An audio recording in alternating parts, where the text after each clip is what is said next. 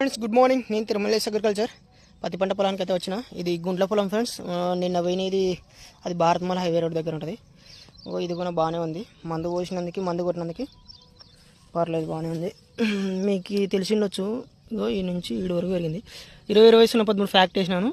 Super confident కొట్టినా కదా వాన పడక ముందు. ఇంత పెరిగింది. అయితే చూడండి, ఈ నుంచి మీకు గుర్తుపట్టచ్చు. ఈ నుంచి కొత్త లాక ఏదైనా మందు కొట్టినా మందు పోసినా ఇట్లా రిజల్ట్స్ ఉంటేనే మనకు కూడా పెట్టిన పెట్టుబడికి ఒక సంతోషం ఉంటుంది, ఇంట్లో వాళ్ళకైనా మనకైనా.